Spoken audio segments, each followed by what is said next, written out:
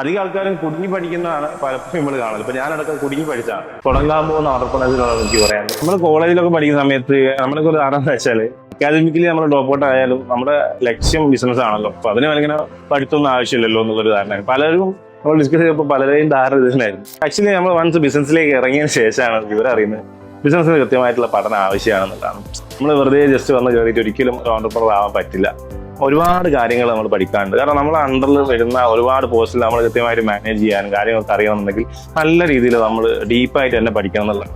Just ഒരു സർട്ടിഫിക്കേഷൻസിലുള്ള രീതിയിലുള്ള കാര്യങ്ങളല്ല, അതിൽ കൂടുതൽ പ്രാക്ടിക്കൽ ആയിട്ടുള്ള പല ഏരിയാസിലും നമ്മൾ എന്ത് ചെയ്യേണ്ടി വരും, പഠിക്കേണ്ടി വരും. കൃത്യമായിട്ട് പഠനം നടത്താണ്ട് നമുക്ക് ബിസിനസ്സിലേക്ക് ഇറങ്ങാം. ഇപ്പൊ ഞങ്ങളൊക്കെ ഇറങ്ങിയ പോലെ ഇറങ്ങാം. പക്ഷെ എന്താ വെച്ചാൽ വലിയ നഷ്ടങ്ങളായിരിക്കും നമുക്ക് ഫേസ് ചെയ്യേണ്ടി വരും. നമ്മൾ പഠിക്കുന്ന സമയത്ത് അതിന് ഭയങ്കരമായിട്ട് നമുക്ക് കോസ്റ്റ് വരുന്നുണ്ടാവും. കാരണം നഷ്ടങ്ങളായിരിക്കും പലപ്പോഴും ഉണ്ടാകും. അപ്പോൾ കൃത്യമായിട്ട് പഠിച്ചിട്ട് നമ്മൾ ബിസിനസ് ചെയ്യുന്നത് പഠിക്കാത്ത രീതിയിൽ ഇതിനെ അപ്രോച്ച് ചെയ്യുന്നത് നമുക്ക് ഭയങ്കര വ്യത്യാസം ഉള്ളതാണ്. നിങ്ങൾ കൃത്യമായിട്ട് കാര്യങ്ങൾ ക്ലാരിറ്റി എടുക്കുക. നിങ്ങൾ വർക്ക് ചെയ്യാൻ പോകുന്ന ഏരിയാസ് കൃത്യമായിട്ട് പഠിച്ചതിന് ശേഷം മാത്രം നമ്മൾ ഓണ്ടർപ്രണർഷിപ്പിലേക്ക് വരിക എന്നുള്ളതാണ്. അത് നല്ല രീതിയിൽ നിങ്ങളെ ഒരു നെക്സ്റ്റ് ഒരു ഷോർട്ട് ടൈം കൊണ്ട് ഒരു നല്ലൊരു ഗ്രോത്തിലേക്ക് നിങ്ങൾ പോകാൻ ഹെൽപ്പ് ചെയ്യുന്നതാണ്.